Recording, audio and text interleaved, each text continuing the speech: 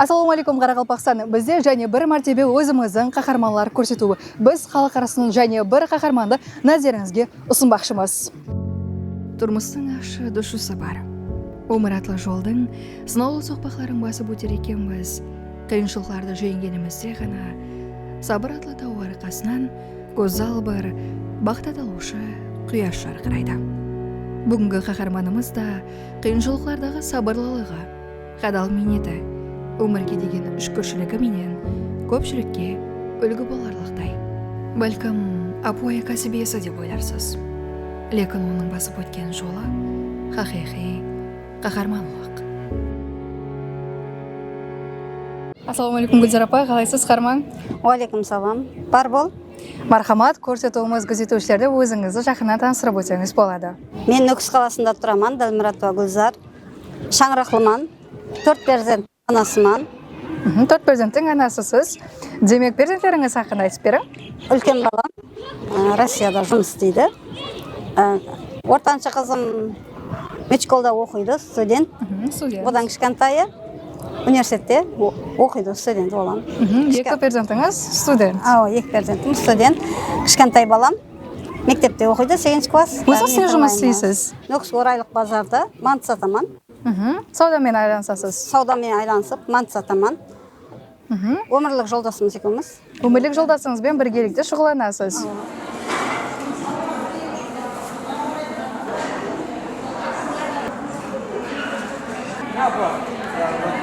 Біздер енді шыққанымызға әзір 98-ден басап шығып басладық қой. 98? Демек қазір 24 жылдан асқан екен. 24 жылдан асты. Өзі қалай басағансыз бұл жұмысы? Яқын не нәрсе түрткі болған? Енді өмір деген әмесатқа апара береді ғой. Өмірлік жолдасымыз екеуміз. Әстен бірінші мен өзім не қылдым, басылап, кейін өмірлік жолдасыммен басладық. Әлбетте, әрбір жұмысы басаған уақытта өзіне жараса қиыншылық тәріплері болады. Енді қиыншылық тәріплері көп болды. Соған жеңіп өтуге өмірлік жолдасымыз екеуміз ерістік деп ойлаймын. Әлбетте, жағдай қып, қаридар жинайман дегенге шекем уақыт керек болады. Енді клиент жинайман дегенше көп қиыншылықтар болды ғой. Басында қандай болған, өзі қайтып басланған? Басланған кезде екеуміз әстен басладық қой, енді өмірлік жолдасымыз екеуміз. Бірінші өзім сатып басладым, әстен істеп. Одан кейін мен босанғаннан кейін күйеуім өзі сатып баслады. Қандай табысы жақсы ма? Болады, енді айтып, бала-шағамыз бағып отырмыз, осының арқасынан. Бәрібір қамин нәрсе өзін-өзі болып кетпейді. Баста сол қаридар жинайман дегенге уақыт керек болады.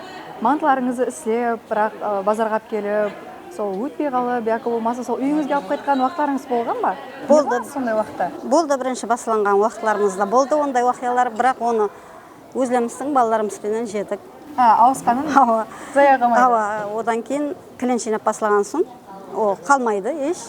Өзіңіз істейсіз ба емесің? Қызлар бар, қазіргі уақытта қызлар жұмсап қойыппан. Қызлар жұмсап қойыпсыз? Қызлар істеп береді, мен қасында отырамын. Өзіңіз пәнтелей, өзіңіз сияқты бірнеше хаяларыңызды жұмыспенен тәмелеп қойыпсыз. Осы манта жұмысқа келгеніме 7 жыл болды. Осы 7 жылдан бері Гүлзар апаменен біркелікте жұмыс алып барып жатырмыз. Осы манта жұмысымыздың арқасында семьямызды, бала-шағамызды тербетіп жатырмыз. 7 жылдан бері апа-сіңілдей болып, қуанышлы күндерімізді, қайғылы күндерімізді Гүлзар апамен теңдей бөлісіп жатырмыз. Бірнеше қызлар жұмыс істейміз. Әмеміз бір үйдің қыз келілеріндей болып, ауызбіршілікті түрде 7 жылдан бері осы жұмысты алып барып жатырмыз. Біздер манта бүгіп пісіріп береміз. Гүлзар апамыз базарда сатады. Құдайға шүкір, әзір клиенттеріміз көп. Демек, мен мақтайтұғын, сол іздеп келетұғын мантыңыздан бізде дәмінен тартып көрсек бола ма? Болады, отырың. Күніне өзі қаншадай мантыңыз өтеді? Енді 5 қазан, 6 қазан неғыламыз да, санамаймыз бірақ 300, 400 деген дейді. 300-400 мантыдай сатылады бір күнде. Ашыған, керек ау. Ашыған? Ашыған. 17 деген? Отырың. Жұмысыңыздың қандай қызықлы тәріптері бар? Мысалы, базарда отырасыз, қарбырдығыстың егіз өзіне жараса қызықлы тәріптері болады.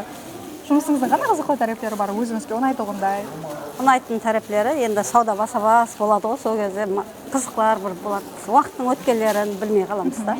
Уақыттың өткенін сіздер манты жеп көреміз. Жеп көрім. ашыға манты, Әме мақтаған мантыдан. ава, ашыған шұбат, қосып ішеді бәрі, көже бар. Солармен қосып ішіп кетеді клиенттеріміз. Қалай мантыларыңыз ыссы болып тұрады мысалға? Апкелені суып қалып, ондай болмай? Иә, суымайды, соның үшін тез-тез Қалай ыссы алдырып болып тұрамыз тұруының да. себептері бар? Соның үшін тез-тез алдырамыз. Жақын жер болғансын, азымыздан тез-тез алдырамыз. Енді біздер өзімізге отдельно манты істейтін жер алып қойыппыз. Сол жерде отырып істейміз. Мен өзім Республикада тұрамыз. Республикадан әкелу, базарға әкелу қиын, бәрі суып қалады. Соның үшін осы базардың қасынан квартира алып істейміз.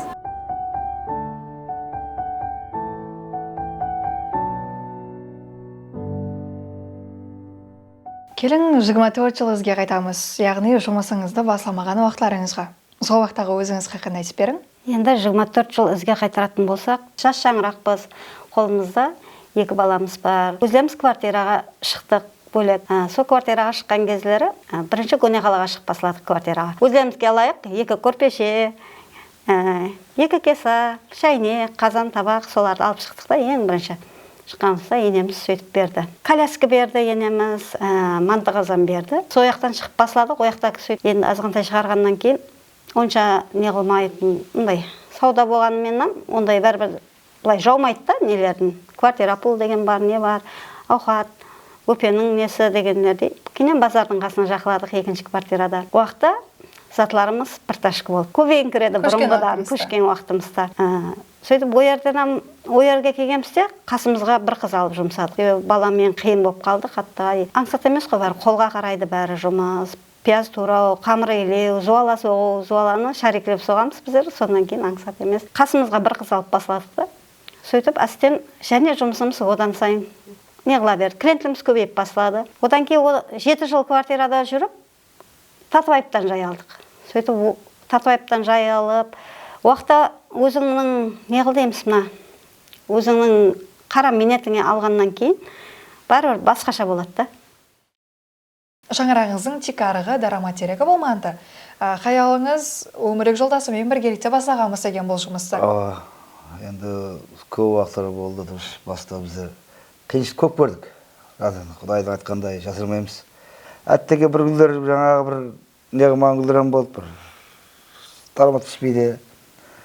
7 жылдай квартира жүрдік осы, 7 жылда. 7 жыл. 7 жылдан жүрдік, 8 жыл дегенде мана Татыбаевты жай алып сөйтіп.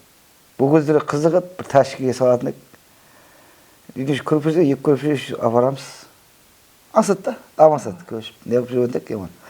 Көшеттен кейін аңсат екендік. Кейін Татыбаевта бір 15 жылда тұрдық, сөйтіп тұрып, бірімен жай алдық. Жайған кезде көрдік ол кезде. 2 машин болып көшіппіз ғой сол кезде. Айтады ғой, жарда болса көшіп көрдік енді. Сой екен де, сода көріп болса, жинап қып сол бір тазатпыз. Жинап қып сол. Бұның тәшкемен көшіп кетіп, өзің істемейсің, анау керек, мынау керек, мұсырманшылық жинай берекепсіз. Әмесін де. Соларды көп, бір ашуланасың, бір кезде ашуланғанда енді мына қатты налынады бір кездер, шаршайдың ғой. Деп, мен істедік деп, бұлай үйге қарайсаң ба деп, мына істеппіз ғой, мына қылыппыз ғой, міне құр жүргеніміз ғой деп, қайтты өзіміз келеміз да. Қайтты шығып кетеміз жұмысқа, не? Енді жас болғаннан кейін аңсат емес, коляскеде жүріп саттық қой, мантыны коляскеде жүріп, ана музейдің қасында парк болатын еді бұрын. Ол парк үлкен парк еді. Сөйтіп 2000 жылда қызымды босанғаннан кейін базарда сауда жоқ, неғыларымыз білмей атып сөйтіп. Енді екеуміз ойластық, ана кішкентай қызым коляскінің астында тұрады, постоянно қасымызға алып жүреміз. Сол колясканың астына жатқарып, үстіне манты қоятын еді. Бір уақытлар сауда болып жатыр. Жаңағы клиенттеріміз айтады, не буфе жылап жатыр па дейді да, буфе жылап жатыр астында сөйтіп. А буфеға ауа деп жатырмыз.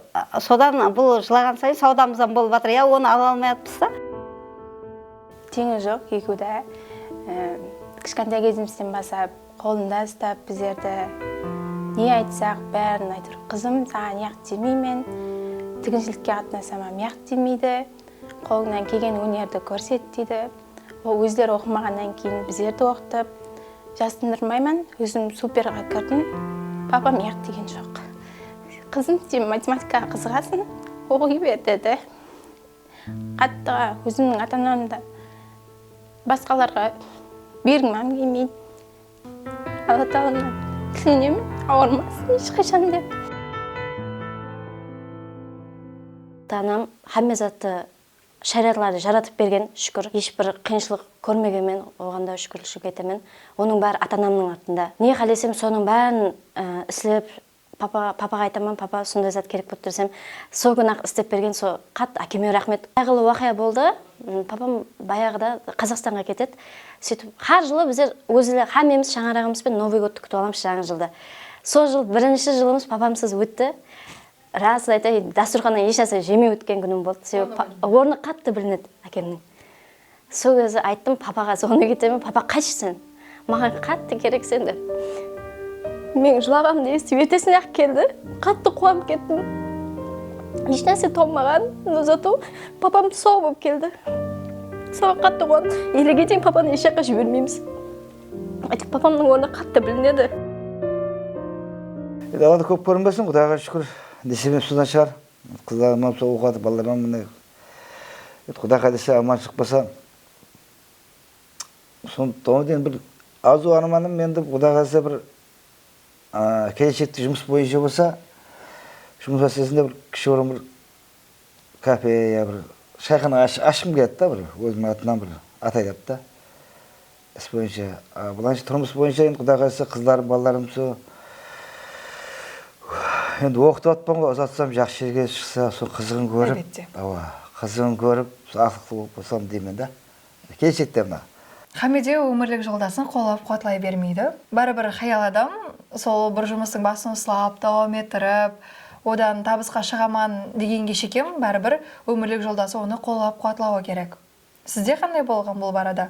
Сіздің бүгінгі нәтижелерге ерісуіңізде өмірлік жолдасыңыздың рөлі қандай? Бұл нәтижелерге ерісуімде менің өмірлік жолдасымның рөлі көп. Қателеу жері болса, ол қате ғой деп айтқан, бірақ өзім көмек беріп жібереді жаңағыдай. Жұмыстарыңызды біргелікте режелестіресіз. Сол жәрдемдесіп жібереді.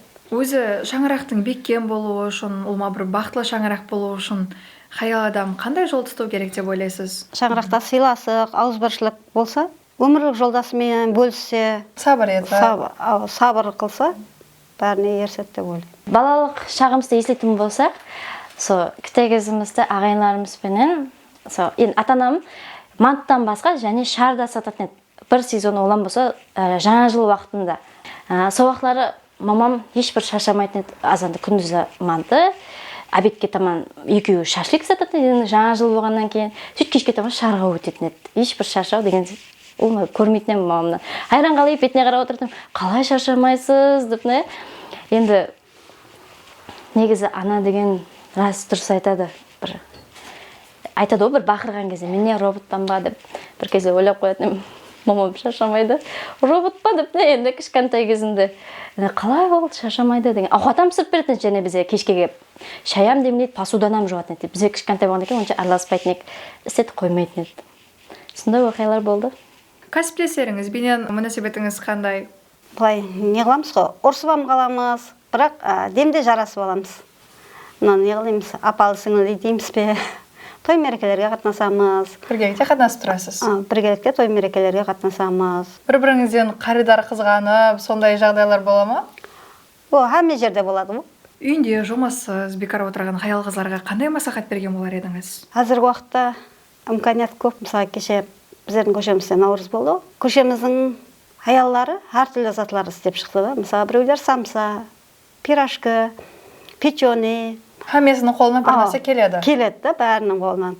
Қарасаң бәрі мазалы. Сондай қылып хаял қызларымыз қолынан келген істі өнер етіп, қолынан келген істі сондай істеп шықса, мысалы, имканият бар, кредитлер бар, солардан алып, мысалы, дұры жолда пайдаланса, ізінен қамай алып барса, өзін-өзі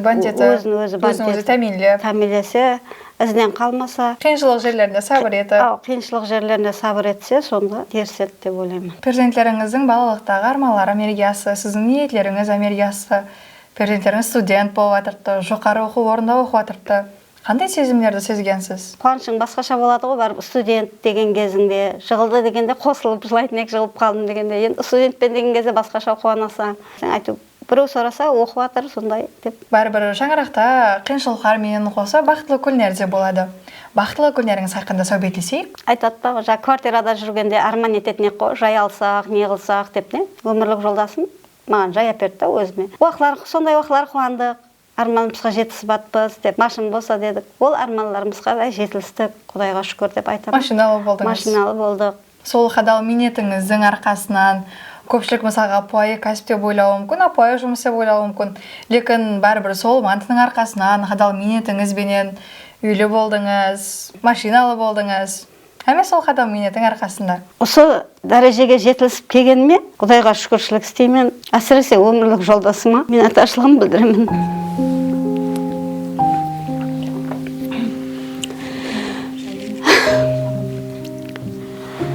Себебі ол мен қасымда мысалы хаялдың жұмысы ғой мынау деп тастап кеткен жоқ та. Қасыңызда болды, сізге көмектесті. Бірге балаларымызды өсірейік, қызларымызды өсіріп оқуларға кіргізейік деп жүрді бірге. Мен сол ниеттарман шүкіршілік етемін. Сізіңше бақыт не? Бақыт бұл, мына не деп айтсам, қайтып түсіндірейін, бақыт үйде шаңырақта міне қыздарым бақытлыман деймін да, бақытлыман дегенде өзім минетімнің рахатын көрген бақыт деп ойлаймын да. Минетінің жемісін көру бақыт. Минет етсе рахатын көріп отырса бақытлыман да, міне қыздарым, балаларым Құдайға шүкір алдымда жүрді, оқып жатыр. Келіншегім қасымда, туған туысқан ағайын қасында бақытлыман мен деп ойлаймын да, бақытлыман деймін да. Бақыт бұл шаңырақ. Өмірлік жолдас, ұл қызларым. Сіздің бақытыңыз, сізіңше бақыт? Бақыт. Мысалы, балаларымның, қызларымның тойларын көру бақыт деп ойлаймын. Перзенттеріңіз көбінесе кімге жақын? Папасына ма, яки болмаса сізге ма? Папасына да қатты жақын ғой бәрі, папасына жақын, бірақ сонда да бәрібір керек затын маған мен арқылы айтып тұрады. Мен не қылсам, яқшы деп не қылады. Папасына біреу құшақласа, бәрі құшақлағысы келеді. Мені құшақласа, сол бәрі құшақлағысы келеді. Кейде өмірімізден налаймыз, шүкіршілік етуді ұмытып қоямыз. Сіз өміріңізде мінеттарсыз ба? Өмірімнен миннеттармын. Ой, разыман, Алла тағала қолыма өнер беріп кетті, талап беріп кетті. Ешін алатын жерім жоқ, мысалда. Шүкіршілік етіп жасайсыз. Аллаға шүкір, мыңға да шүкір. Жақсыман әтір. Енді Құдайға десе, жаңағыдай қыздарым, балаларым солар үшін қарекет етесіз. Солар қарекет етіп, солар бақытлы болып кетсе, еді қуаныш болып, бәрі жүрмін.